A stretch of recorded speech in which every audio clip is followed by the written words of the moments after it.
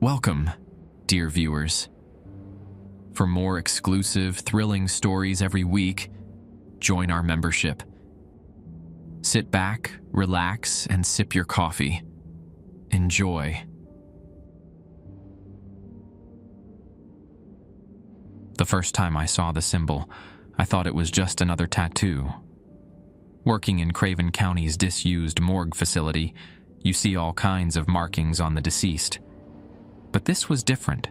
A spiraling whorl etched in dark crimson that hadn't been there when I'd locked up the night before. I remember staring at it, coffee growing cold in my hand, wondering how the hell a corpse gets a fresh marking overnight in a locked facility. By evening, the body was gone. No paperwork, no transfer records, nothing. Just an empty drawer and a lingering scent of burnt sugar. That was 3 months ago, my first week on the job. My name is Ellis Marsh, and I took this position because New Bern, North Carolina, seemed like a good place to disappear.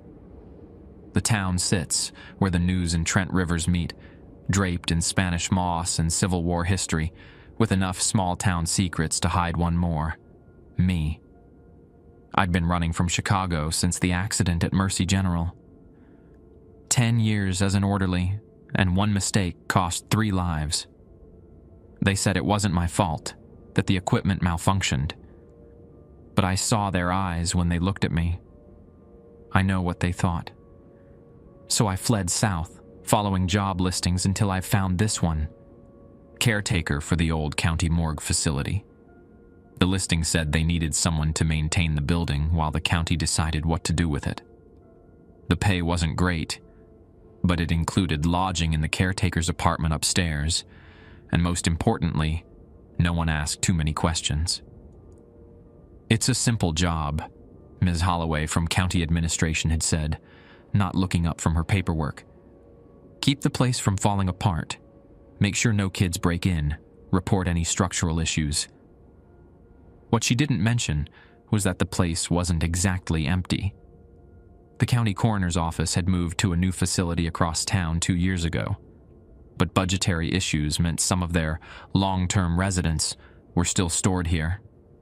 Unclaimed bodies, medical examiner backlogs, and what they called special cases, ones requiring extended observation before release.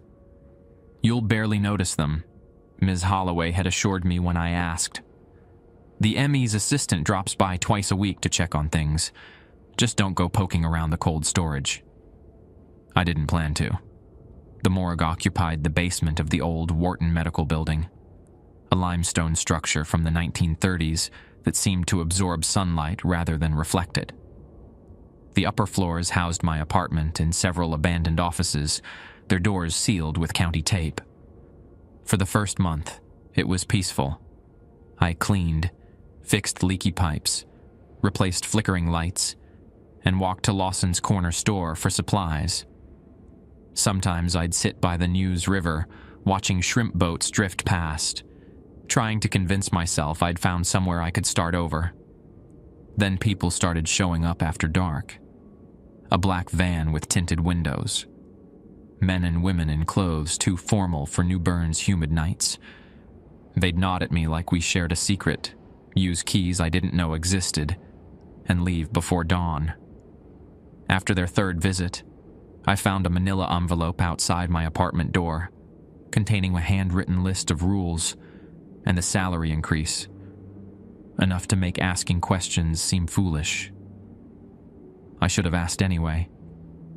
I should have left when the whispers started coming from behind the sealed doors on the second floor. I should have called someone when I found bloody footprints leading from cold storage to the old service elevator. Footprints that vanished halfway across the floor. But I stayed, because everyone deserves a second chance, right? Even me, especially me. And now, I'm writing this all down because last night, another body disappeared. But this time, I saw where it went. This time, I followed it. And if I don't make it back from tonight's shift, someone needs to know about the rules. Someone needs to know what's happening beneath the old Wharton Medical Building in New Bern. Because the dead aren't staying dead here, and the symbol that marks them isn't just a symbol. It's a key. The rules arrived on aged parchment, yellowed at the edges and smelling faintly of formaldehyde. 7 items, handwritten in faded blue ink. Always acknowledge the deceased by name when opening their drawer. Never enter cold storage between 3:17 a.m. and 4:38 a.m. If you hear knocking from inside a drawer, verify the name tag before responding. The elevator is not to be used, ever. Leave a light on in the east corridor at all times. The supply closet on sub-level 2 requires permission to enter. Should you encounter Dr. Mercer, do not, under any circumstances, look at what he's working on. I folded the paper and tucked it into my back pocket, wondering who Dr. Mercer was and why the county had never mentioned a sub-level 2. The building plans I'd received showed only the basement morgue and 2 upper floors. My first night following the rules coincided with what locals called flood tide, when the News River swells with rainwater from upstream. The air hung heavy with moisture, making the corridors feel narrower. I started my rounds at 11 p.m., clipboard in hand, checking locks and temperatures. The old Wharton Medical Building creaked as I walked, its wooden supports groaning against the foundation. Cold storage comprised a wall of stainless steel drawers, 48 in total, though only 11 were occupied according to my inventory sheet. "Good evening, Mr. Santiago," I said, feeling ridiculous as I checked drawer 7. The paper listed him as a drowning victim, awaiting family transfer to Puerto Rico. "Evening, Miss Kendrick." Drawer 13. Heart failure, unclaimed. I moved methodically through the list, addressing each name before checking the temperature gauge beside their drawer. The ritual felt oddly comforting, like saying a small prayer for each person whose body lay forgotten in this limestone tomb. At drawer 23, I paused. "Good evening, John Doe number 4. The chart listed him as a male approximately 40 to 45 years old, found 3 weeks ago in the Croatan National Forest. Cause of death unknown. When I pulled open the drawer, my breath caught. Centered on his bare chest was a fresh marking, a spiral pattern etched in deep red, the skin around it unmarked. The symbol resembled the one I'd seen months ago, but more complex, with small lines branching from the main whorl. "What the hell?" I whispered, pulling on latex gloves from my pocket. I leaned closer, examining the marking without touching it. The lines weren't tattooed or cut into the skin. They seemed to emerge from beneath it, like veins rising to the surface. A soft click echoed behind me. I turned to find the lights in the far corridor dimming, then brightening in a slow pulse. Above them, the wall clock read 3:16 a.m. Rule number 2 flashed in my mind. I needed to leave, now. Shutting the drawer hastily, I muttered, "Sorry, John," and hustled toward the exit. The temperature in the room dropped rapidly, my breath clouding before me as I reached for the door. The handle wouldn't turn. I jiggled it, then pulled harder, panic rising in my throat. Through the small reinforced window, I could see the main corridor, empty and silent. 3:17 a.m. A gentle tapping sound began behind me. Like fingernails on metal. I didn't want to turn around. The tapping continued, faster now, coming from drawer 23. John Doe number 4. Sweat beaded on my forehead despite the cold. I backed against the door, keeping my eyes on the wall of drawers. The tapping stopped. Then drawer 23 slid open, just an inch. Then another inch. No one was pulling it. "Hello?" My voice sounded thin, childlike. "Is someone there?" The drawer slid fully open, revealing the empty interior. John Doe number 4 was gone. A crash from the adjacent autopsy room sent me scrambling along the wall, searching for another exit. The service door near the supply cabinets. It had to be unlocked. As I inched along the wall, the overhead lights flickered and died, plunging the room into darkness. Only the faint glow from the exit sign remained, casting everything in a sickly red haze. In that dim light, I saw something move by the open drawer, a silhouette, hunched and dripping. It turned toward me, and though I couldn't make out a face, I felt its awareness lock onto me. I bolted for the service door, fumbling with the push bar. It gave way, and I tumbled into the adjoining corridor, slamming the door behind me. The east corridor, where rule number 5 said to always leave a light on. The hallway stretched before me in perfect darkness. No exit signs, no emergency lights, nothing but a void pulling at my senses.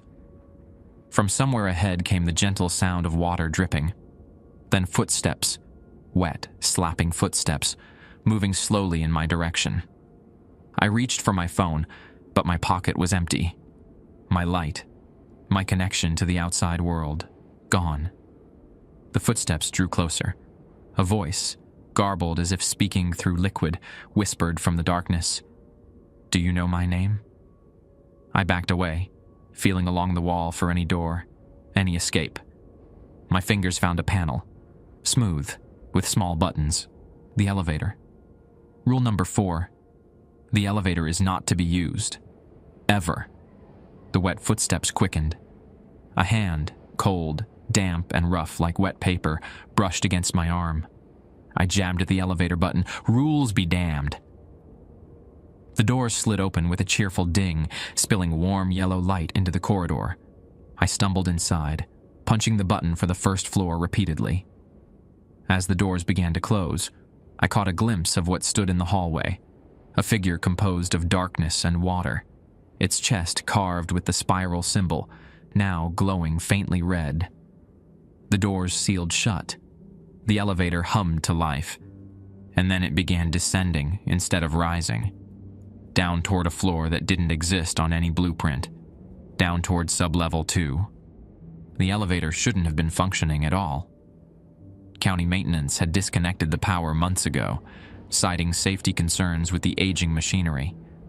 Yet here I was, descending smoothly, the vintage floor indicator needles swinging past B for basement, continuing downward toward an unmarked position. I pressed every button on the panel. Nothing changed. The elevator continued its quiet journey downward. My watch read 3:22 a.m., still in the forbidden time window of rule number 2. The car slowed, then stopped with a gentle bounce. The doors, however, remained closed. Through their narrow gap, I glimpsed not a hallway, but rough concrete walls. The scent of damp earth and something chemical, ethanol maybe, seeped through. I waited, heart hammering. After 30 seconds of silence, I pried my fingers into the gap and pulled. The doors grudgingly slid apart. I found myself facing not a corridor, but a small antechamber carved directly from the earth. The only illumination came from a single bulb hanging from exposed wiring. The walls glistened with moisture, and the floor was packed dirt. A metal door with no handle stood opposite the elevator. "Hello?" I called, my voice absorbed by the earth. No answer. As I stepped out, the elevator doors slid shut behind me. The button to recall it was missing, replaced by a small metal plate. I approached the doorless entry, examining it closely. No hinges were visible, just seamless metal set into concrete. In its center was a small depression, circular, about the size of a quarter. Below it, someone had scratched words into the concrete. "When you're ready to join us, press your palm against the mark." I backed away, rubbing my hands on my jeans. The chill down here seeped through my uniform, making my fingers stiff. A soft click drew my attention upward. The light bulb had gone out. Total darkness enveloped me. Not the darkness of a room at night, with faint outlines still visible, but absolute, perfect blackness. I fumbled for my flashlight, finding it clipped to my belt where it always was, not missing as I'd feared upstairs. A small mercy. When I flicked it on, the beam revealed something new on the wall beside the metal door. A dark handprint, glistening wet as if freshly pressed. It hadn't been there seconds ago. I swept the flashlight around the tiny room, checking every corner. No other exits, no hiding spots. I was alone, yet someone had just placed that mark. A droplet fell from the ceiling, landing on my shoulder. Cold, viscous, not water. I looked up, aiming my light at the low ceiling. The spiral symbol stared back at me, drawn in what looked horribly like fresh blood, spanning the entire ceiling. In its center, rivulets were forming, gathering into drops that fell with increasing frequency. I stumbled backward, colliding with the elevator doors. My watch displayed 3:38 a.m. 20 minutes left in the forbidden time. I pounded on the elevator doors, then tried to pry them open again. They wouldn't budge. More droplets fell, landing on my head and shoulders. Each one burned slightly against my skin. My options were non-existent. Wait here for whatever was forming above me, or try the metal door with no handle. I approached it again, studying the depression. It wasn't circular after all, but spiral-shaped, matching the ceiling pattern. Another drop landed on my hand, and I stared in horror as the liquid began to sink into my skin, leaving behind a faint, red mark. Within seconds, a tiny portion of the spiral pattern had transferred itself to me. No! I wiped frantically at my hand, but the mark remained. The ceiling dripped faster now, forming tiny puddles on the dirt floor. Where the liquid touched, the ground seemed to dissolve, creating small holes that burrowed downward. In my panic, I pressed my palm against the door's depression, hoping for escape. The metal felt fever-hot against my skin. Nothing happened. Then I noticed. The depression didn't match the ceiling pattern. It spiraled in the opposite direction. On impulse, I placed my marked hand against it, aligning the partial spiral on my skin with the door's impression. A perfect fit. The door shuddered, then swung inward, silently. Beyond lay a long corridor, carved through earth and stone, supported by old wooden beams. Electric bulbs and wire cages cast pools of yellow light at regular intervals. The air smelled fresher here, with hints of lemon and antiseptic. I stepped through quickly, pulling the door shut behind me. It sealed with a pneumatic hiss, locking me in. The corridor extended perhaps 50 yards before ending at another door. This one wooden, with a frosted glass window labeled Records. Normal, almost administrative. I checked my watch again. 3:42 a.m. Walking cautiously down the corridor, I noted several features that seemed out of place for a sublevel. Framed photographs hung on the earthen walls, black and white images of doctors and nurses standing before the Wharton Medical Building. In each photo, the same severe-looking man in wire-rimmed glasses stood slightly apart from the others, his expression grim. My footsteps echoed despite the dirt floor. The smell of lemons grew stronger as I approached the records room. I glanced back once, confirming my suspicion. No trace remained of the spiral mark on my hand. At the wooden door, I paused to listen. Silence. I turned the brass knob and entered. The records room contradicted everything I'd seen so far. It looked like a perfectly ordinary office from the 1950s, complete with metal filing cabinets, a typewriter on a wooden desk, and leather-bound ledgers stacked neatly on shelves. A radio sat silent in the corner, its vacuum tubes glowing softly. The calendar on the wall read, April 1953. I moved to the desk, examining the papers spread across it. Patient logs, requisition forms, death certificates, all dated between 1952 and 1953, all signed by Dr. Malcolm Mercer, Chief Medical Examiner. Rule number 7 flashed in my mind. Should you encounter Dr. Mercer, do not, under any circumstances, look at what he's working on. I rifled through the files, looking for anything about spiral symbols or John Doe number 4. The drawer labeled Special Cases caught my attention.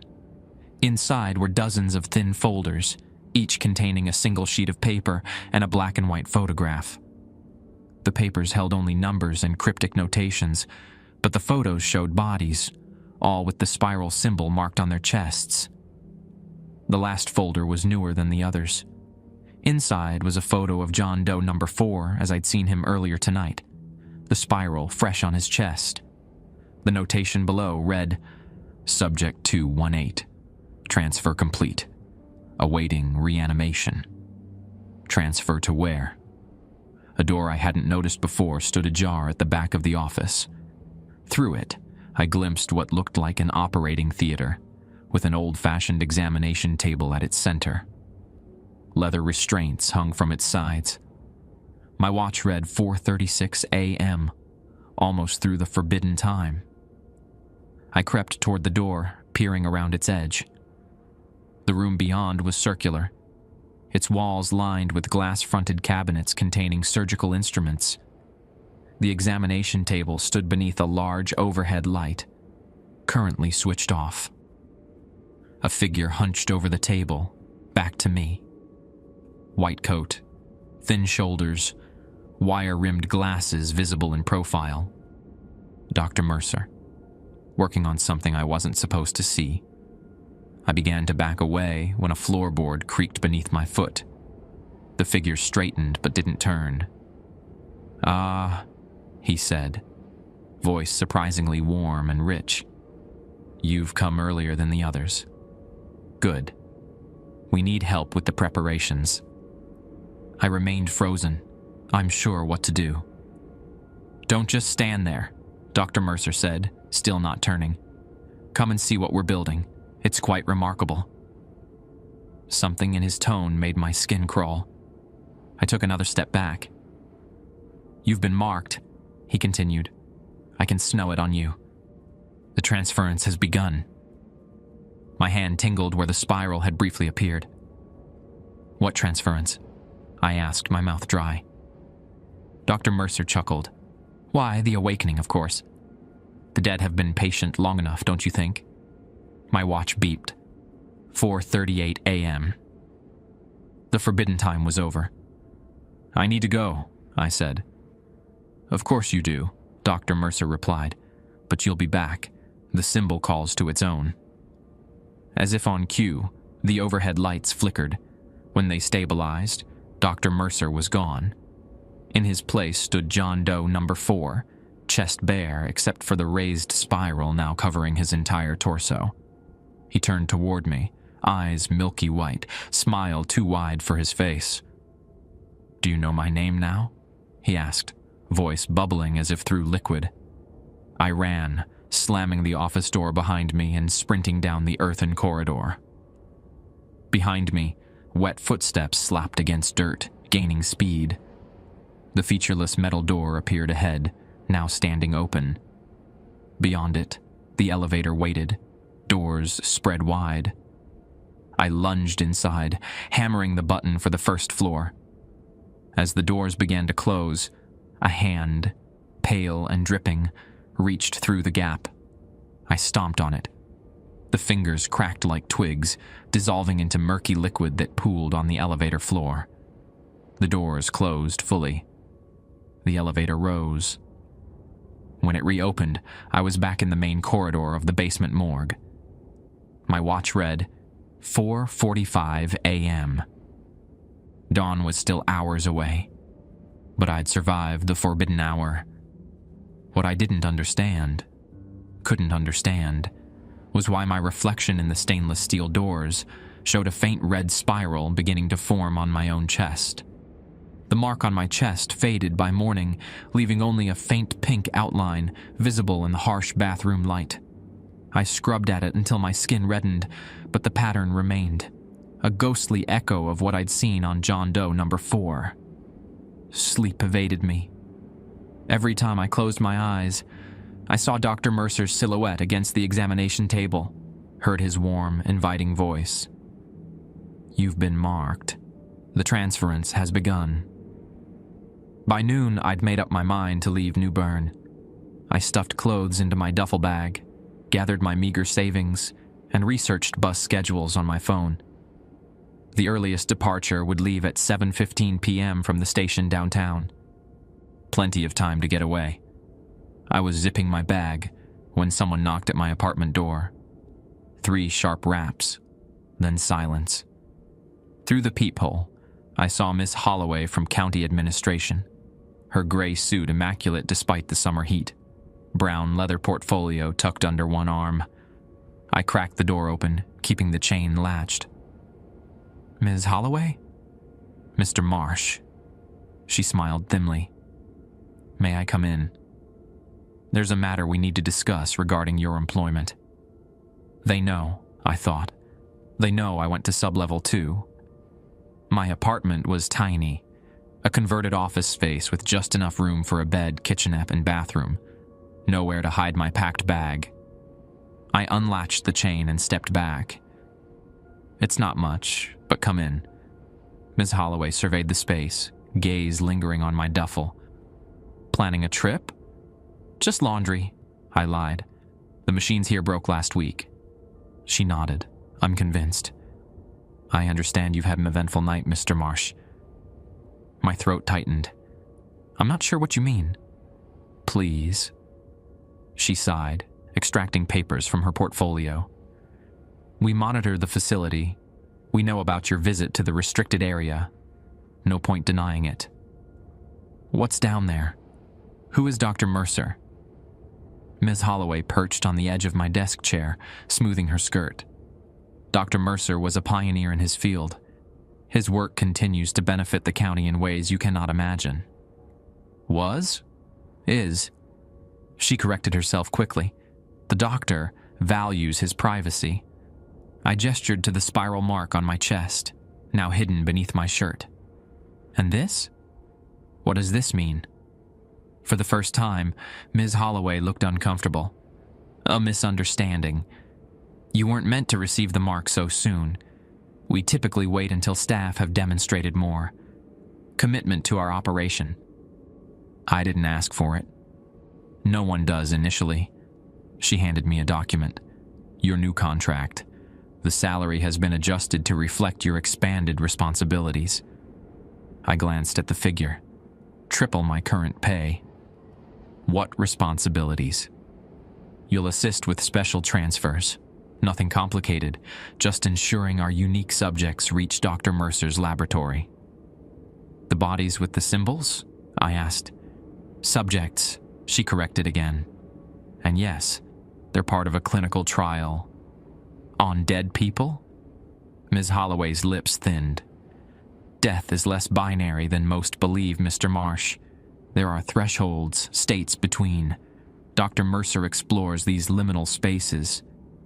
I thought of John Doe number 4, his milky eyes and liquid-filled lungs, somehow animated and aware. "You're reanimating corpses." Crudely put, but essentially correct. We're reclaiming what can be salvaged. For what? Her expression softened fractionally. Imagine never losing someone again. Imagine second chances for those taken too soon. The accident at Mercy General flashed through my mind. 3 lives lost because of my mistake. What if they could have been reclaimed? I pushed the thought away. It's not natural. Neither are pacemakers or artificial hearts, yet we celebrate those. Ms. Holloway stood, straightening her jacket. "The point is moot, Mr. Marsh. You've been marked. You're part of the process now." I backed toward the door. "I'm leaving. Tonight." "I wouldn't advise that." She nodded toward my chest. "The mark establishes a connection. The further you travel from the source, the more strain it places on your system." You're saying I can't leave? You can try. Her tone suggested many had. The pain starts around mile 20. By mile 50, most subjects report paralysis. By 100, she trailed off. You can't keep me here against my will. Ms. Holloway headed for the door. We're not keeping you anywhere. The mark is. Should you wish to leave regardless, we won't stop you. She paused, hand on the doorknob. But before you go, visit the town cemetery. North section, row 16. See what happens to those who ignore our warnings. After she left, I sat on my bed, contract untouched beside me. Through my window, I watched a shrimp boat navigate the bend in the Neuse River, its wake spreading across the brackish water. 20 miles. That wasn't even enough to reach Jacksonville. I was trapped. The Willow Grove Cemetery occupied a gentle hill overlooking the river, its oldest stones dating back to colonial times. I found row 16 easily enough. Newer graves, dates mostly from the last decade. 5 markers stood apart from the others, their granite surfaces weathered beyond their years. Each bore the same epitaph, called back to service. I knelt before the most recent one, Thomas Wheeler, 1983 to 2021, called back to service. The name triggered a vague memory, Wheeler ... There had been a Wheeler on the morning news last year, a local accountant who disappeared while fishing. They'd found his boat drifting near the mouth of the river. The cemetery caretaker approached, pushing a wheelbarrow full of faded artificial flowers. He was ancient, skin tanned to leather by decades of Carolina sun. You knew him? He asked, nodding toward Wheeler's stone. No, just curious about the epitaph. Called back to service. I've never seen that before. The old man leaned on his wheelbarrow. County thing. Started about 30 years ago. All county employees who pass. These 5 all worked for the county? He squinted at me. You're the new fella at Wharton, ain't you? The Chicago boy. News traveled fast in small towns. That's me. Figured as much. They always send the new ones here eventually. He pulled a pack of cigarettes from his pocket, tapped one out. Wheeler wasn't county. He was medical supply. Delivered to Wharton twice monthly. And the others? Sanitation engineer, construction worker who helped renovate the East Wing, night security guard, and her... He pointed to the oldest stone. She was a nurse. Worked with old Doc Mercer back when they still had patients there. I stared at the weathered stones, understanding dawning. They all had connections to the morgue. The caretaker lit his cigarette, exhaling a plume of smoke. More than that, they all tried to leave town. He tapped his chest significantly. After they got chosen, my hand instinctively covered the mark on my own chest. What happened to them? Can't rightly say. He turned to go, then paused. But I'll tell you this, those graves are all empty. Empty. County brings the caskets at night. Closed casket services. Family kept at a distance. But I dig the holes. And let me tell you, those boxes don't weigh enough to hold a full-grown person. He shuffled away, pushing his wheelbarrow over the uneven ground, leaving me alone with 5 empty graves and the growing certainty that I'd never leave New Bern alive. I returned to Wharton just as the sun began to set, casting long rays through the oak trees surrounding the property. The building looked innocent in the golden light, just another aging structure awaiting renovation or demolition. In my apartment, I found Ms. Holloway's contract still on my bed, along with something new, a spiral-bound notebook, its cover worn and faded. A note was paper-clipped to it. Previous caretaker's journal. Might answer some questions. I flipped it open. The entries began 2 years ago, written in cramped, nervous handwriting. April 9th, 2023. Took the job today. Easy money for minimal work, they said. Just maintain the old morgue until the county decides what to do with it. Strange place, but beggars can't be choosers after what happened in Raleigh. I skimmed forward, watching the entries grow increasingly disturbed. June 17th, 2023. Found another body with the marking. Third this month. When I reported it, Ms. H just nodded like she expected it. Night visitors coming more frequently now. August 30th, 2023. Tried to quit today. Ms. H showed me something that changed my mind. God help me. I've never seen anything like it. The way it moved despite being October 5th, 2023. They gave me the mark today. Said I'd earned it. Didn't feel like a reward. The entries grew shorter, more fragmented. December 12th, 2023. Tried to leave. Made it to Pollexville before the pain started. Woke up back at Wharton somehow. Don't remember returning. January 8th, 2024. The voice in the walls keeps saying my name. The spiral on my chest spreads a little each day. The final entry, dated February 27th, 2024. It's changing me. I can feel parts of myself slipping away, being replaced with something else. Dr. M says it's a gift, but it feels like drowning in slow motion. If you're reading this, get out now, before the mark takes hold, before you end up like the others. Like me. The journal ended there. No explanation of what happened to the writer. No clue to their identity beyond the knowledge that they'd occupied this apartment less than 6 months ago. I checked my phone. 6:42 p.m. The bus would leave in just over 30 minutes. 20 miles of pain versus a lifetime trapped in Wharton, slowly transforming into whatever John Doe number 4 had become. The choice seemed obvious. I grabbed my duffel bag and Miss Holloway's contract, feeding the latter into my tiny kitchen sink and setting it ablaze. The smoke detector remained silent, disconnected during a renovation, never replaced. As I headed for the door, a knock came. 3 sharp raps, just like before. But when I checked the peephole, the corridor was empty. The knocking came again, not from the door, but from within my apartment. From the wall connecting to the sealed office next door. A voice, muffled yet distinct. Ellis? Ellis, I need your help. I froze, blood turning to ice in my veins. I knew that voice. I'd worked with its owner for 10 years at Mercy General in Chicago. David Chin, one of the 3 who died in the accident I caused. Ellis?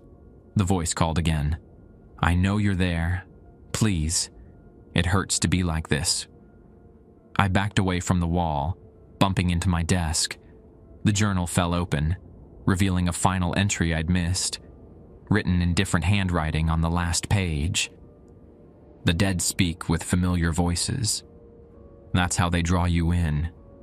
That's how they make you break the rules. Rule number 3. If you hear knocking from inside a drawer, verify the name tag before responding. The rule hadn't specified what to do about knocking from inside walls. Ellis, please. I know what happened at Mercy wasn't your fault. David's voice sounded exactly as I remembered, soft with a slight New Jersey accent. My friend, my colleague, the man who'd trusted me to check the ventilator settings. You're not David, I said, voice shaking. David's dead. Am I? A bitter laugh filtered through the plaster. Not exactly. They brought part of me back, enough to remember, enough to suffer. I grabbed my duffel bag and backed toward the door. The bus would leave in 20 minutes. I could still make it. They'll just find you, David's voice continued. The mark connects you to this place, to us. They can track you anywhere. My hand froze on the doorknob. Who's they? Mercer and his staff. The ones who've been doing this since the 50s. Something thumped against the wall, like a body sliding down to the floor. You think you're the first caretaker to try running? We're all replacements for someone who failed. I pressed my ear against the wall. How do you know my name? How did you get here from Chicago? They brought me. After the accident, someone from Wharton claimed my body. Said they were from a research hospital, had the right paperwork. David's voice grew fainter. They brought all three of us. My stomach lurched. Sandra Kim and Ray Patel, the other victims of my mistake, were here too. What do they want from me? I asked. Same thing they want from all of us. Vessels. Anchors. David paused, breathing heavily. The spiral isn't just a mark. It's a door. A way back. Back from where? The border. The place between life and death. Mercer found it decades ago. A realm where consciousness lingers before moving on. He learned to pull fragments back, to anchor them in physical bodies. The wall creaked, as if someone leaned against it. But the bodies reject the returning consciousness without a connection. David continued. The spiral creates that connection, lets the border dwellers latch on, stay present. I glanced at my phone. 6:49 p.m. The bus would leave in 26 minutes. David, I need to go. I can't help you. You already are. His voice darkened. Your guilt, your connection to us, it strengthens the anchor. That's why they brought us here, to bind you to this place. My chest tightened, the spiral mark tingling beneath my shirt. I'm leaving, now.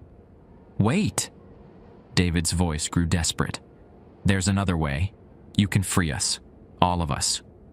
I paused, hand on the doorknob. The supply closet on sublevel 2, he said. That's where Mercer keeps his research, all his notes on the border realm. Destroy them, and you sever the connection. The spirals fade. The anchors break. Rule number 6. The supply closet on sublevel 2 requires permission to enter. Why should I believe you? I asked. Because I'm dying again, Ellis. We all are. The anchors weren't meant to last this long. We're caught between worlds and it's...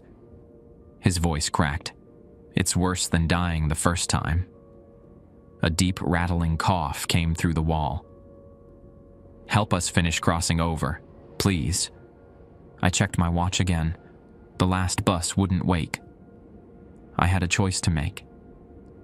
The morgue was quiet when I returned downstairs, my duffel stashed under my bed. The night shift wouldn't begin for another hour, giving me a window to search for answers. I headed for the elevator, pressing the button with resignation. The doors opened immediately, as if it had been waiting for me.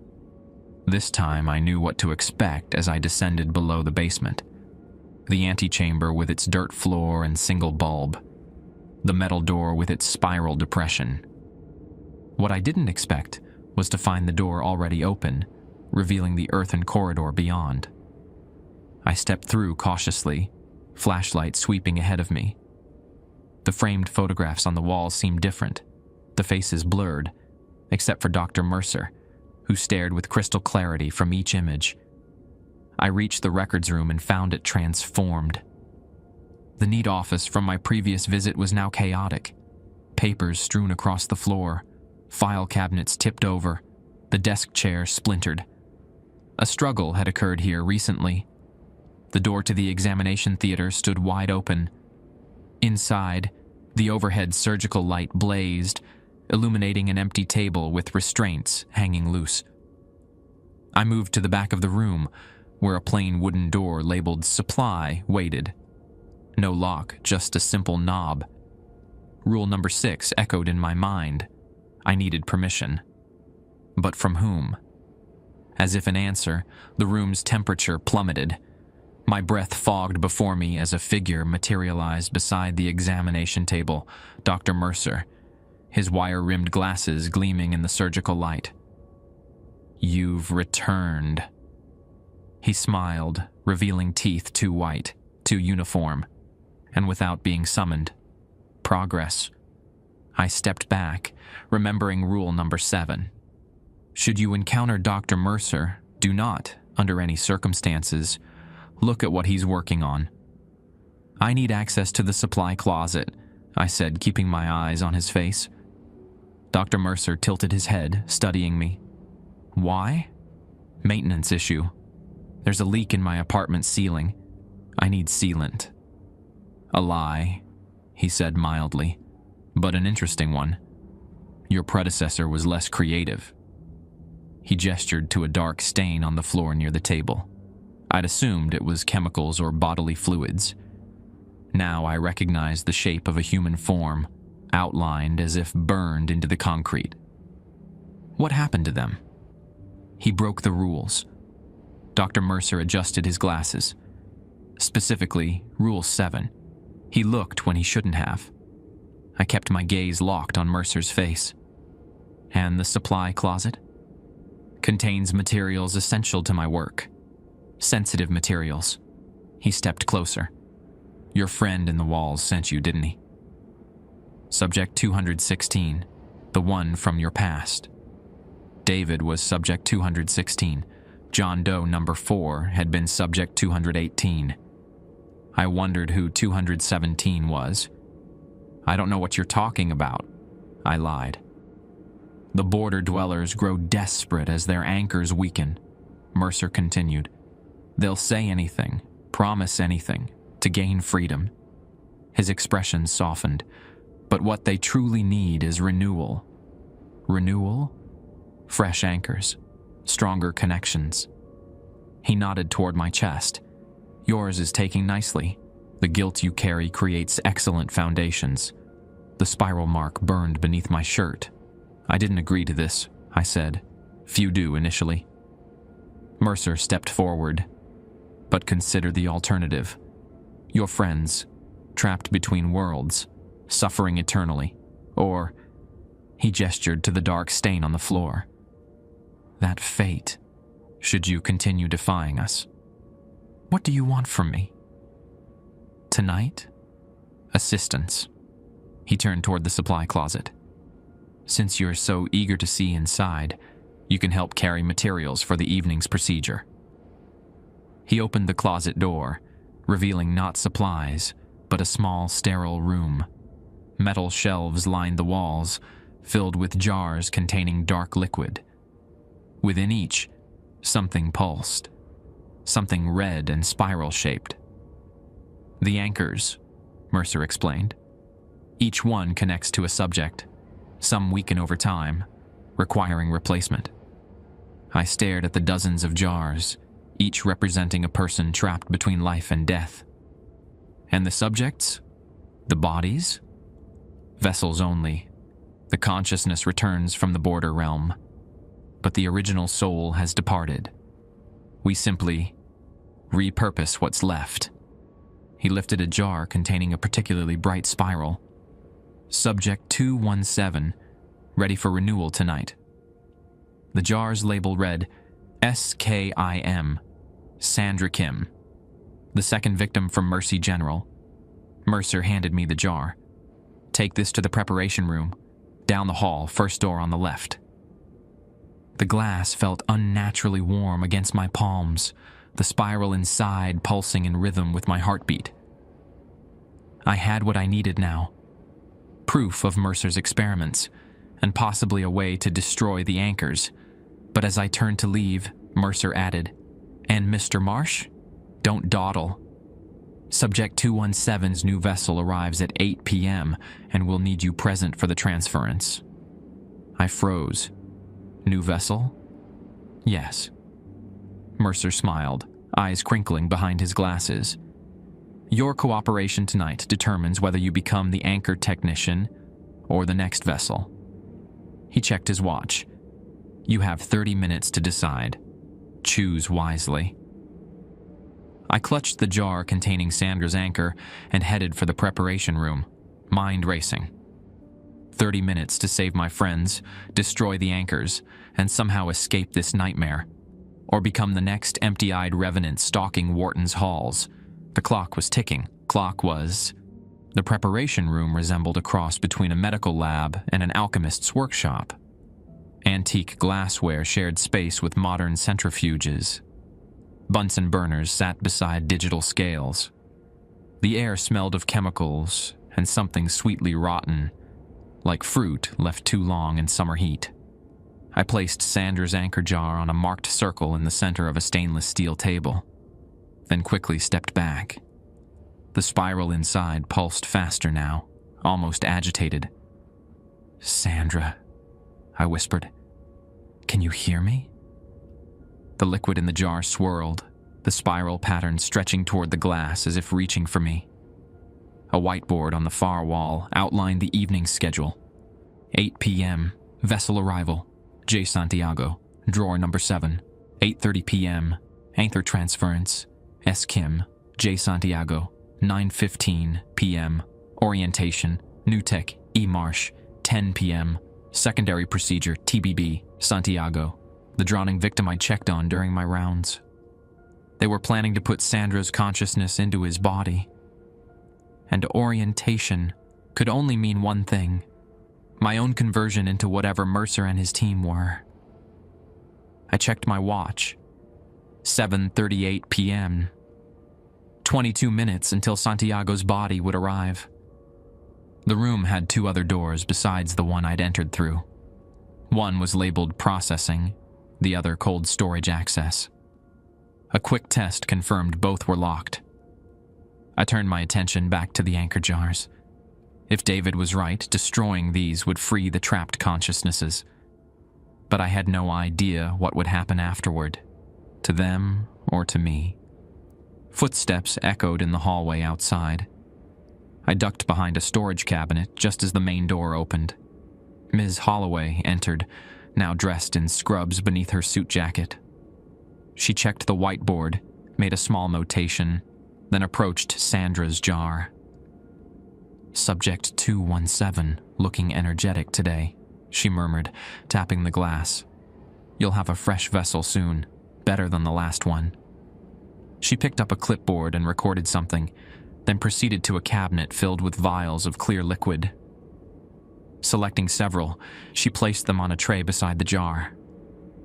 My hiding spot afforded a view of her preparations.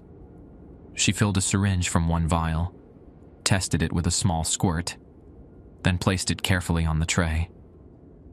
The door opened again, and an orderly wheeled in a gurney bearing a sheet-covered form. "You're early," Ms. Holloway noted, checking her watch. "Traffic was light," the orderly replied. "Where do you want him?" "Transfer table's being prepped. Leave him here for now." The orderly positioned the gurney next to the steel table and departed. Ms. Holloway followed, clipboard in hand, murmuring about checking the anchor parameters. The moment the door closed, I emerged from hiding and approached the gurney. I lifted the sheet, revealing the face of a middle-aged Hispanic man, J. Santiago, from drawer number 7. His skin bore the waxy pallor of recent death, but otherwise he looked peaceful.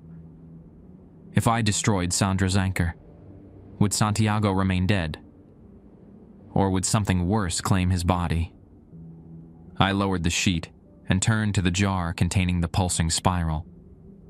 Up close, I could see minute details within the pattern. Tiny symbols and glyphs that seemed to shift and rearrange themselves as I watched. The spiral in the jar mirrored the marking on my chest, which now burned with cold fire against my skin. I lifted my shirt, startled to find the mark had grown since morning, spreading tendrils across my sternum. A soft chime sounded from a speaker in the ceiling. A voice, not Mercer's, announced, "Transfer sequence initiating in 10 minutes. All personnel to Station 3. My time was running out. I scanned the room for anything that might destroy the anchors. Breaking the jars seemed too simple, and potentially dangerous if the liquid inside was harmful. Fire might work, but could release toxins or alert others immediately. Then I noticed the centrifuge. Its control panel indicated it could reach speeds high enough to potentially destabilize whatever kept the anchors intact. Working quickly, I placed Sanders' jar in the centrifuge chamber, secured the lid, and set it to maximum speed. The machine hummed to life, its pitch rising as it accelerated. The door to the processing room suddenly unlocked with an audible click. I pressed myself against the wall beside it as it swung open. A figure in a white hazmat suit entered, face obscured behind a reflective visor. They moved to the gurney, checking Santiago's body with practiced motions. I remained still, barely breathing, as the suited figure made notes on a tablet. The centrifuge continued spinning, its whine growing louder. The figure paused, head tilting toward the sound. They approached the centrifuge, reached for the control panel. I lunged, shoving them hard against the counter. The figure stumbled, visor cracking against the edge of the steel table. They straightened, turning toward me. Through the cramped visor, I glimpsed not a face, but a swirling void crossed with red spirals where eyes should be. "You," a voice rasped from within the suit. "The new vessel thinks it has choices." I backed away as the figure advanced, removing its cracked visor to reveal a face in flux, features shifting and flowing like wax, never settling into a recognizable configuration. "Do you know how many caretakers have tried to interfere?" The mouth formed and reformed with each word. 27. Each one now serves as a vessel or anchor tech. I grabbed a glass beaker from the counter and hurled it. The figure dodged easily, its movements unnaturally fluid. Violence won't save you. The mark has already taken root. The figure gestured to my chest. "Soon you'll join us willingly." They all do, once the transformation advances. The centrifuge beeped, indicating its cycle was complete. I needed to reach it, to see if the anchor had been affected. The figure seemed to read my thoughts. The anchor? It cannot be destroyed so easily.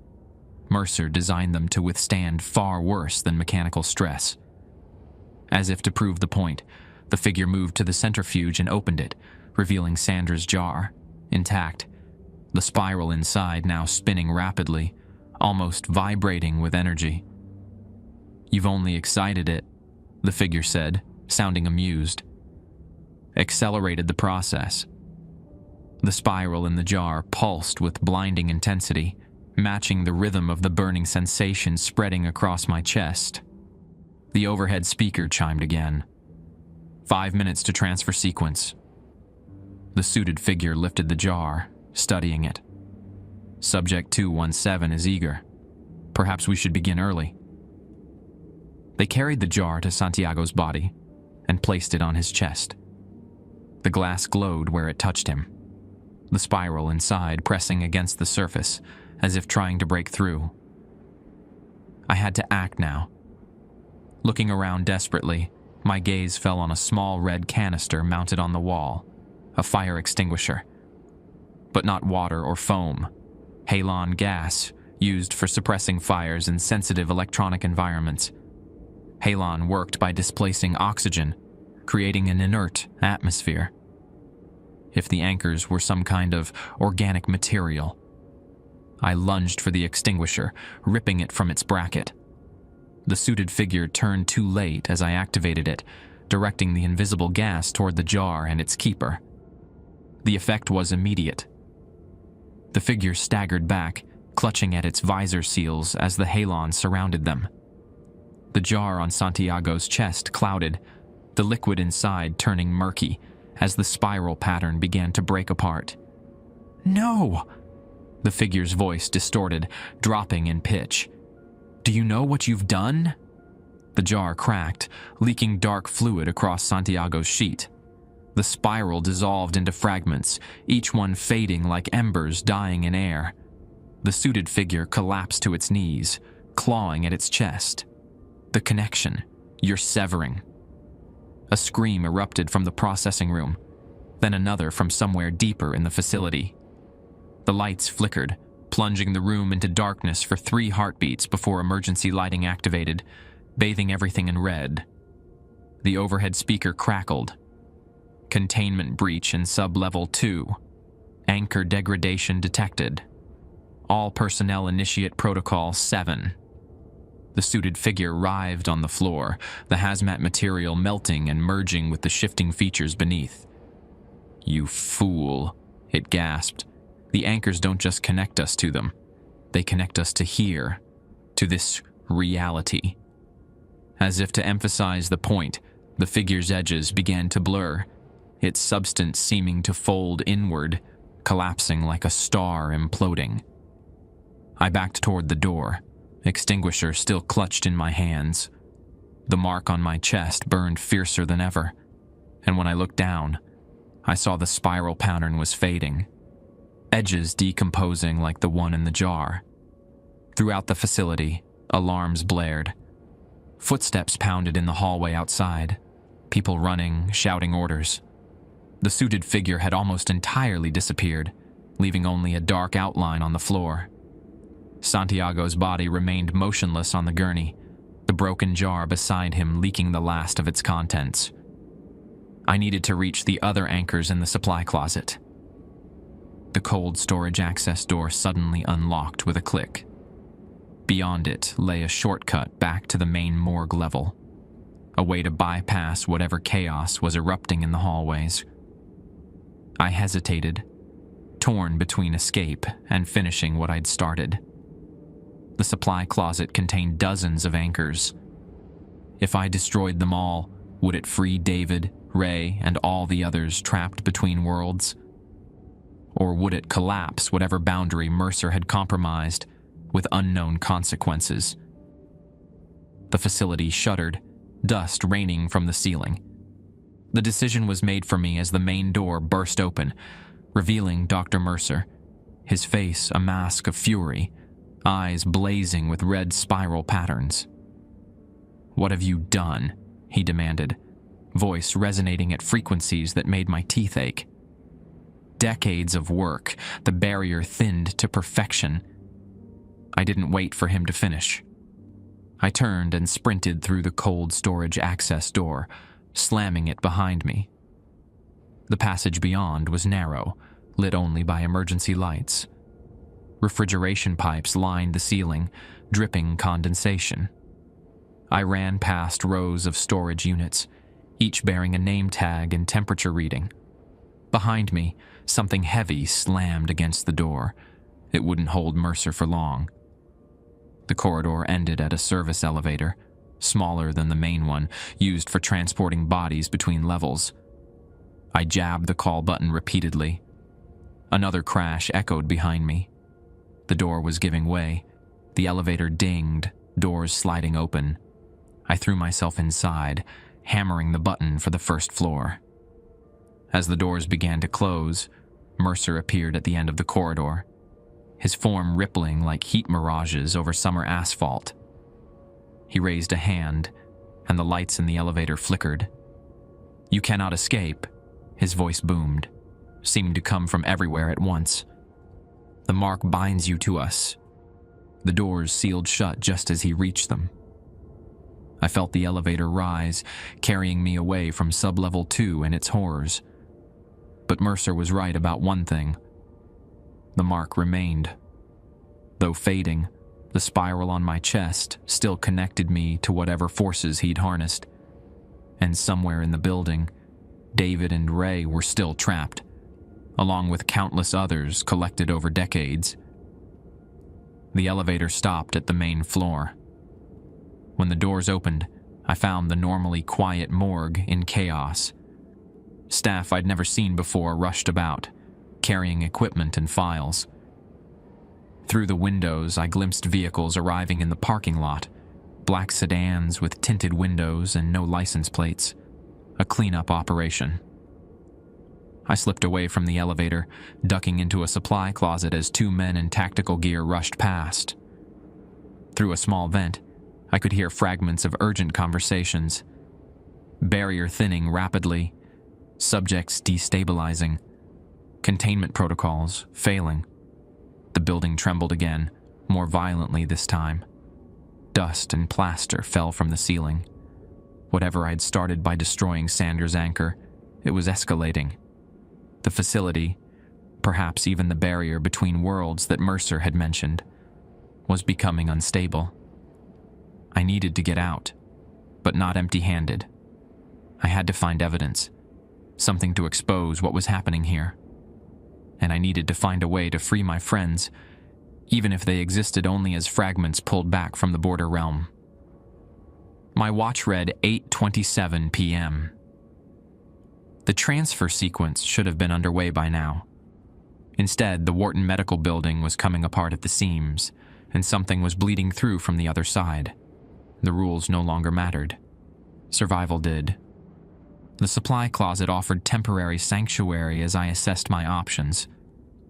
The mark on my chest had faded to a faint outline, the burning sensation replaced by a dull ache that pulsed in time with the building's tremors. I needed to reach the storage closet on sublevel 2, where the anchors were kept. Destroying one had caused this much disruption. What would destroying them all do? But first, I needed proof. The closet contained standard cleaning supplies, plus a rack of staff uniforms, lab coats and scrubs in various sizes. I grabbed a lab coat and a clipboard hanging nearby, hoping the simple disguise might buy me enough time to navigate the chaos. Peering through the door crack, I watched personnel rushing past, most focused on gathering equipment or securing files. Some wore tactical gear, others lab coats or scrubs. All moved with urgent purpose. When the corridor momentarily cleared, I slipped out, adopting the same hurried walk, clipboard clutched to my chest. I headed not for the exits, but for the administrative office near the main entrance, where records would be kept.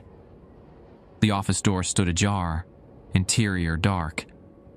Inside, filing cabinets had been opened, their contents partially removed or scattered across the floor. Someone had begun destroying evidence. I rifled through the papers quickly, searching for anything related to Mercer's experiments or the anchors.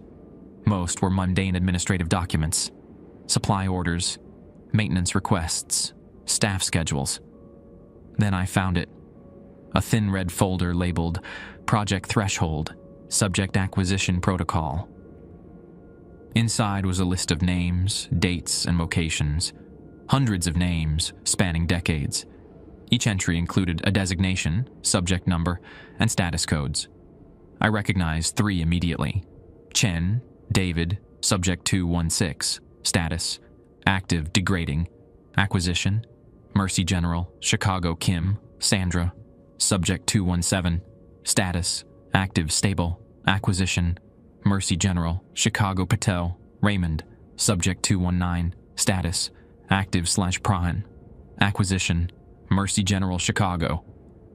My 3 colleagues listed as acquisitions, but Ray wasn't subject 218. That had been John Doe number 4. Why the gap? The answer came as I flipped further into the file, finding a section titled Vessel Selection Criteria. It detailed the qualities sought in bodies destined to receive transferred consciousnesses. Prime vessels must be recently deceased, greater than 72 hours, minimally damaged, and without significant tissue decay. Ideal candidates expire from oxygen deprivation, electrical disruption of cardiac function, or rapid blood loss. Avoid subjects with neural trauma, advanced disease, or extensive physical damage. A clinical shopping list for corpse selection. Another page outlined anchor technician criteria. Ideal candidates demonstrate psychological vulnerability, guilt, grief, isolation, lack strong community connections, possess relevant medical maintenance skills, and exhibit high compliance tendencies. Prior connection to selected subjects enhances bonding with the threshold entity. They had chosen me specifically because of my connection to David, Sandra, and Ray. My guilt over their deaths made me the perfect candidate to become whatever a threshold entity was. The building shuddered again, harder this time. Plaster dust rained from the ceiling as lights flickered. From somewhere deep below came a sound like stressed metal giving way. I tucked the folder into my coat and headed back into the corridor, nearly colliding with Miss Holloway. Her eyes widened in recognition, then narrowed. "You." I raised the clipboard defensively. "The anchors are failing. What happens when they all collapse?" "Nothing good." She grabbed my arm, fingers digging in with surprising strength. "The barrier between worlds is thin here, a natural weak point Mercer discovered in the 1950s. The anchors help maintain it, allow controlled passage." "Passage for what?" A violent tremor interrupted her answer, sending us both staggering against the wall. A crack appeared in the ceiling, zigzagging across the plaster. "No time." She pulled me toward the exit. "We need to evacuate before the threshold collapses completely." I resisted. "I'm not leaving without answers. And my friends—" "Your friends are long dead," she snapped. "What Mercer brought back were fragments, echoes. They were never complete. Then what was the point? Why bring them back at all? The fragments carry memory, knowledge. They can be useful." Her expression shifted, something like fear flickering across her face. "And they attract others." "Others?" "From the other side of the threshold. Entities that want what we have. Physical form, sensation." She glanced nervously at the ceiling as another crack formed. "We've kept them contained, channeled. But if the anchors fail completely..." She didn't need to finish. Whatever was happening beneath us, it was accelerating. "Is there a way to close it?" I asked. "The threshold?" "Theoretically. Mercer's original research suggested that severing all anchor connections simultaneously might reset the boundary." She shook her head. "But we've never attempted it. The risk..." "Of what?" "Collapse. Not just of the threshold, but of the space around it. This building. Maybe more." Another shock wave rolled through the structure, strong enough to knock pictures from the walls.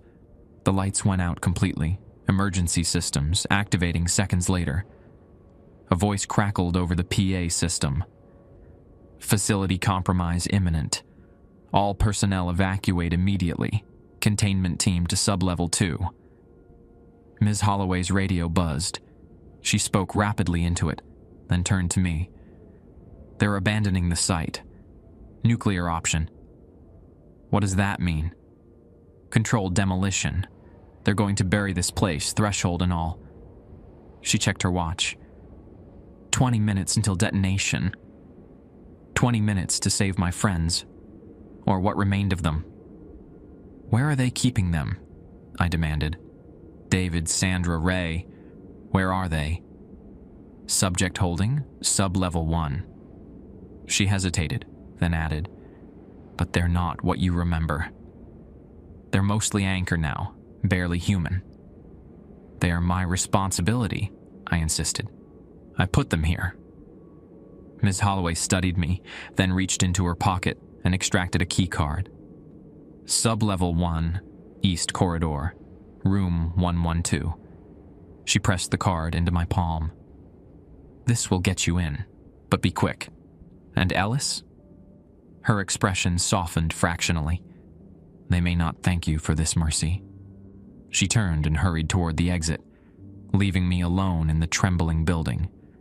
I had a choice: flee with the others, or descend once more into Wharton's depths. No choice at all, really. The main elevator refused to move, its systems offline. I took the stairs instead, descending past the basement morgue to sub-level 1, a floor I hadn't known existed until now. Unlike the earthen passageways of sub-level 2, this level was fully finished. Concrete walls, fluorescent lighting, numbered doors like a hospital ward. Signs pointed to different sections: subject holding, anchor fabrication, threshold monitoring. I followed the signs for subject holding, reaching a security door marked 112. Ms. Holloway's keycard unlocked it with a soft beep. Inside was a room lined with what looked like suspension tanks, cylindrical chambers filled with amber fluid, each containing a floating human form. Medical equipment monitored their vital signs, and IV lines ran through sealed ports in the glass. I moved among the tanks, checking the nameplates. Most displayed only numbers, but 3 at the far end bore familiar names: Chin, Kim, Patel. David floated in the leftmost tank, eyes closed, expression peaceful. The spiral mark covered his entire torso now, its tendrils extending up his neck and down his arms. Sandra and Ray occupied similar tanks, their bodies also marked extensively with the spiral pattern. They didn't look dead, but neither did they appear fully alive. Suspended between states, just as Ms. Holloway had described. A monitoring station nearby displayed vital signs and other metrics I didn't understand. One reading caught my attention. Anchor integrity. All 3 tanks showed rapidly declining percentages. David's read 43%, Sandra's 12%, Ray's 67%. The destruction of Sandra's anchor in the jar had affected her physical form as well. The process had already begun. The building shook again, more violently than before. A crack appeared in the concrete floor, snaking toward the tanks. I had perhaps 15 minutes before the controlled demolition Ms. Holloway had mentioned. Not enough time to move 3 suspension tanks. Not enough time to do anything but try to finish what I'd started. According to the files, the anchors maintained a threshold, the barrier between worlds. Destroying them might close that barrier, but at what cost to those connected to them? I studied the monitoring station, looking for controls. A panel labeled Emergency Release caught my eye, secured behind a keypad lock. I tried Ms. Holloway's card. Denied. The tremors intensified. On the monitors, anchor integrity percentages continued to fall. Sandra's tank beeped a warning as her reading dropped below 10%. Then I noticed something. Within their tanks, my friend's eyes had opened. All 3 stared at me through the amber fluid, fully conscious and aware. David's lips moved, forming words I couldn't hear through the glass and liquid. But I could read them. Finish it. Release us. Sandra nodded, her expression pleading. Ray pressed a hand against the glass, the spiral pattern on his palm pulsing with faint red light. A klaxon sounded, followed by an automated announcement. 10 minutes to security protocol activation. All personnel must clear the facility. I turned back to the emergency release panel.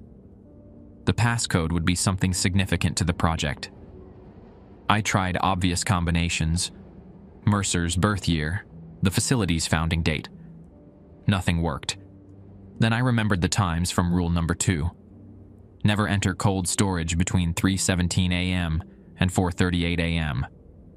I punched in 3174, nothing. Then 4:38, nothing.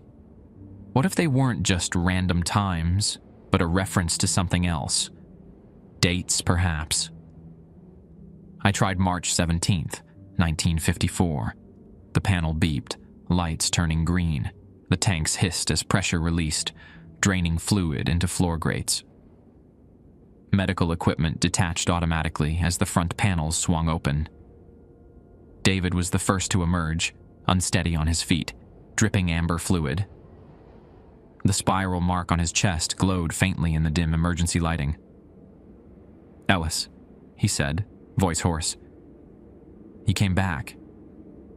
"I'm sorry," I told him. "For everything." He shook his head. "Not your fault. Never was." He glanced at the others as they stumbled from their tanks. "We need to finish this. All of us." "How?" I asked. "The anchor's in the supply closet." "No," Sandra interrupted, her voice stronger than David's. "We are the anchors now. The jars were just the beginning. Our bodies became the permanent connection." Ray nodded, supporting himself against his tank. "We need to break the connection. All of us. Together. How do we do that? David pointed to a red door at the far end of the room. The threshold chamber. Where it all started. Where it needs to end. Another violent tremor shook the room. Ceiling panels crashed down, narrowly missing us. 5 minutes to security protocol activation, the automated voice announced. 4 minutes to save my friends and stop whatever was coming through the threshold. 4 minutes to atone for my mistakes. We moved as quickly as their weakened conditions allowed, supporting each other toward the red door. Whatever lay beyond, we would face it together. The red door opened onto a catwalk suspended above a vast, circular chamber. Unlike the concrete bunker aesthetic of the rest of Sublevel 1, this space resembled a cathedral. Soaring walls that curved upward to a domed ceiling, at least 40 feet high. The entire structure appeared carved from a single piece of dark stone, its surface etched with countless spiral patterns that matched those on my friends' bodies. At the chamber's center, accessible by a narrow bridge from the catwalk, stood a raised platform. On it sat what looked like an antique operating table, surrounded by equipment both ancient and modern, vacuum tubes and digital displays, brass fittings and fiber optic cables, all cobbled together into a nightmarish amalgamation of science and something far older. But what drew our attention was the space above the table, a distortion in the air, like heat waves rising from summer asphalt, but vertical and pulsing with faint red light. Within the distortion, shapes moved, indistinct forms that seemed to press against an invisible barrier. The threshold, David whispered, the tear between worlds. The building trembled continuously now, small debris falling from the ceiling. The automated voice reminded us, 4 minutes to security protocol activation. We made our way across the catwalk, metal groaning beneath our combined weight. Ray stumbled, nearly falling through the railing before Sandra caught him. How do we close it? I asked as we reached the central platform. We're the anchors, Sandra replied, voice stronger now. We maintain the connection. If we sever ourselves from it, we die, Ray finished matter-of-factly, permanently this time.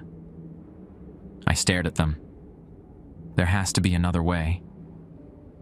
David shook his head, approaching the control panel beside the table. We're already dead, Ellis. What Mercer brought back were fragments, echoes trapped between worlds. He gestured to the distortion. And our presence keeps this doorway open.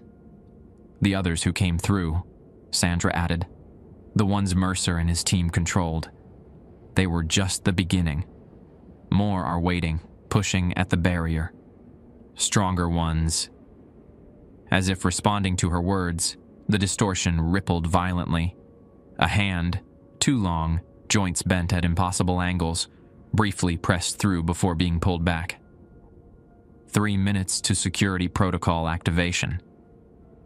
Ray moved to the threshold, studying it with strange intensity. Mercer found this place in 1953, a natural weak point between worlds. He learned to exploit it, pulling consciousness back through before it could fully transition to wherever we go after death. But why? I demanded. What was the point? Knowledge, David replied, examining the control panel. The dead know things the living can't access. Glimpses of what lies beyond. Secrets from the border realm. He looked up at me. Hand power. Those who returned could be shaped, controlled, used. Like weapons, Sandra added bitterly. Or vessels for others waiting to cross over. Another tremor, strong enough to send equipment crashing to the floor. The threshold distortion expanded briefly, its edges touching the nearest monitoring station, which immediately sparked and died. We need to close it now, Ray urged, before something else comes through. David nodded, fingers dancing across the control panel. The system's failing, but there's enough power for one final sequence. He looked at Sandra and Ray. It'll have to be all of us simultaneously. They nodded, grim understanding passing between them. What are you going to do? I asked, suddenly afraid for them despite knowing they weren't truly alive anymore. Complete the cycle, David answered. The anchors draw power from both sides, our world and the border realm. If we channel it back into the threshold all at once, it should collapse, Sandra finished, seal itself. 2 minutes to security protocol activation. The threshold rippled again, the distortion spreading wider. Something pushed against it from the other side. A form larger than before, its features blurred but vaguely humanoid. We need to hurry, Ray said. David positioned himself at the control panel while Sandra and Ray moved to opposite sides of the threshold. All three placed their hands on nearby contact points, metal discs embedded in the equipment and platform, each etched with the spiral symbol. Ellis, David called. The final trigger requires a living person. Someone marked, but not yet converted. He pointed to a small alcove in the wall near the control panel. Inside sat a simple glass cylinder containing what looked like a handheld detonator. When we begin the sequence, the barrier will weaken temporarily. Things will try to come through. No matter what happens, what you see, you must activate the trigger when the countdown reaches 0. I moved to the alcove, retrieving the device. Its single red button was protected by a clear safety cover, like a military detonator. What happens to you? I asked, already knowing the answer. We stop existing, Sandra said gently. No more half-life, no more pain. It's what we want, Ray added. What we've wanted since Mercer brought us back. The threshold distortion expanded again, now nearly 6 feet in diameter. The shapes within it grew more distinct. Figures with too many limbs. Bodies that bent in ways nothing human could manage. 1 minute to security protocol activation. David turned to me one last time. The accident at Mercy wasn't your fault, Alice. The ventilator was sabotaged.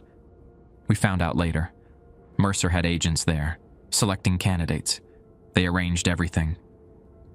My world tilted on its axis. What? They needed someone with guilt to become the next anchor technician. Someone connected to us. They chose you, engineered the whole thing. The revelation hit me like a physical blow. 3 years of self-hatred, of believing I'd killed my friends through negligence, all orchestrated as part of Mercer's plan. I'm sorry, David said, for what they put you through. But you can end it now. For all of us. He turned back to the control panel and initiated the sequence. Immediately, the spiral marks on their bodies brightened, red light pulsing through their veins. The air filled with a high-pitched whine as energy built around the threshold. 30 seconds to security protocol activation. The distortion flared, expanding to its largest size yet. The barrier between worlds thinned to near transparency. Through it, I glimpsed a landscape of undulating shapes and twisted architecture, all bathed in sickly red light. Figures moved there, hundreds of them, pressing forward, sensing freedom. Something rushed the weakened barrier, a mass of writhing limbs and too many eyes colliding with the threshold's edge. For a moment it paused, straining against the invisible boundary. Then it broke through. The creature that emerged was nightmare given form, a jumble of human features arranged without logic or symmetry. Multiple mouths opened across what might have been a torso, each speaking in a different voice, all simultaneously. Free, finally free. More shapes pressed at the threshold, eager to follow. David, Sandra, and Ray remained at their positions, bodies now glowing with red light, that streamed from their spiral marks into the control systems. Their faces contorted in pain, but none released their grip. A display on the control panel counted down. 10, 9, 8. The creature advanced toward me, limbs elongating, mouths widening into hungry smiles. "Give us form," the voices pleaded. "Share your reality." 7, 6, 5. More of its body squeezed through the threshold. Behind it, others were beginning to breach the barrier. 4, 3. "No, Ellis!" David shouted, his form beginning to dissolve into streams of red light. I flipped the safety cover and pressed the detonator button. A pulse of energy surged from the control panel through my friends and into the threshold. Their bodies convulsed once, then disintegrated entirely, becoming pure light that flowed into the tear between worlds. The creature caught between realities shrieked as the threshold began to collapse, its body caught half in, half out. It reached for me with its limbs, but the contracting barrier pulled it backward. "You cannot close what Mercer opened," it hissed. "The border is forever weakened now. We will find other ways through." The threshold imploded with a thunderclap that knocked me to the floor. A shockwave of energy swept outward, shattering equipment and cracking the stone walls. Then silence. Where the threshold had been, only empty air remained. My friends were gone, the tier sealed. But at what cost? Security protocol activating in 10 seconds. I had no time to contemplate it. The demolition charges would detonate any moment, burying the facility and everything in it, including any remnants of Mercer's research.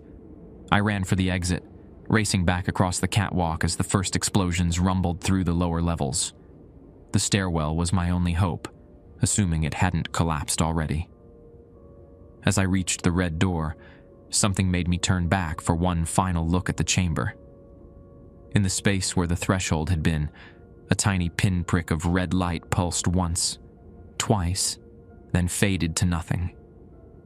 Maybe the creature was right. Maybe the border between worlds would always remain weakened here, a scar that never fully healed. But for now, the door was closed. I sprinted through sub-level 1 as the ceiling began to cave in behind me. The stairwell remained intact, though debris partially blocked the way. I scrambled upward, passing the morgue level as water pipes burst, flooding the lower areas. The building was coming apart around me, years of structural neglect compounded by the energy released when the threshold collapsed.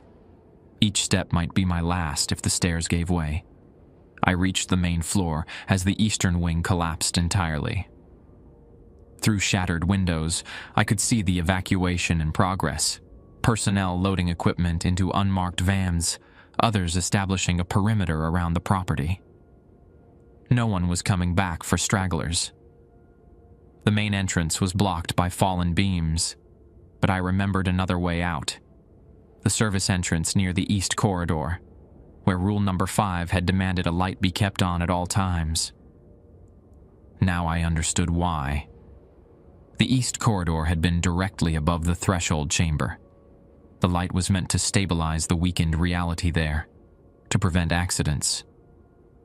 I navigated the crumbling hallway, ducking under fallen light fixtures and leaping over widening cracks in the floor.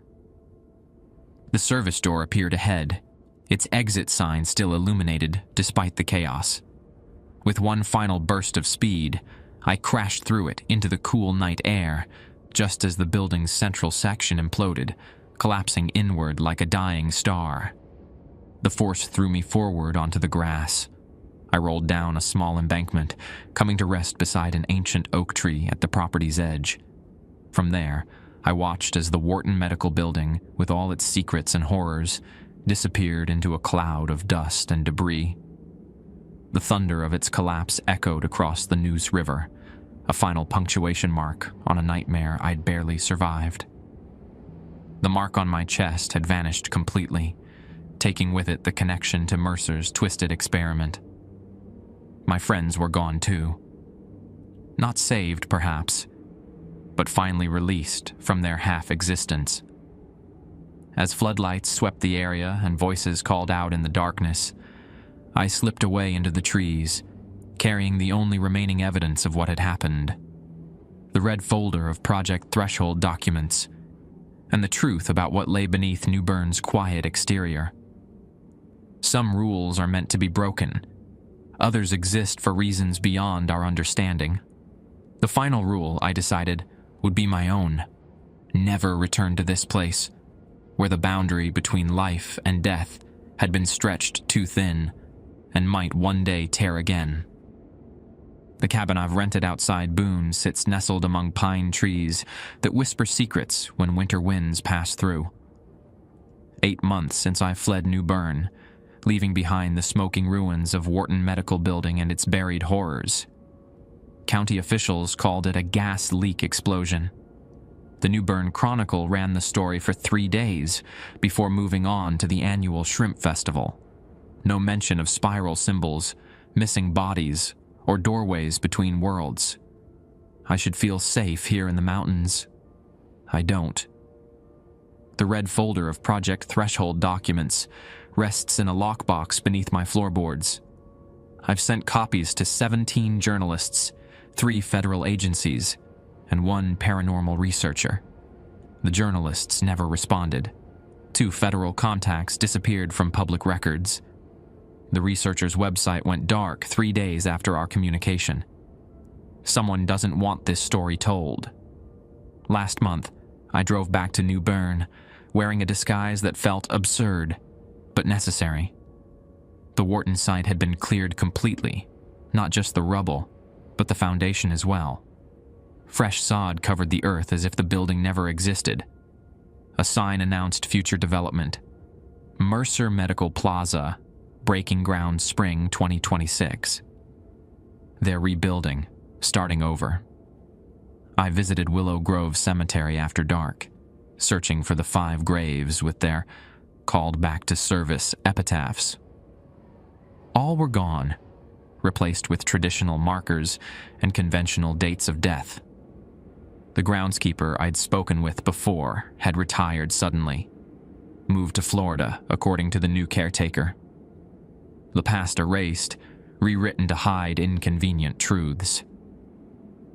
On my drive back to Boone, I stopped at a roadside diner. The waitress who served my coffee looked exactly like Sandra Kim. Same eyes, same small scar on her left wrist from a childhood bicycle accident. When I called her by that name, she smiled blankly and said I must be confusing her with someone else.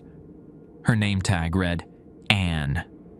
I left without finishing my coffee, feeling her eyes track me to my car. 3 days later, I spotted David at a gas station across from my cabin. He wore different clothes, different hair, but his laugh remained identical as he chatted with the attendant. When our eyes met, recognition flashed briefly in his, followed by something colder, more calculating.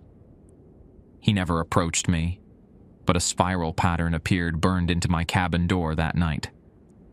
Yesterday, Ray Patel's doppelganger moved into the cabin next door. He introduced himself as Thomas, bringing homemade bread as a welcoming gift. The bread sits untouched on my counter. They've found me. Or perhaps they never lost me.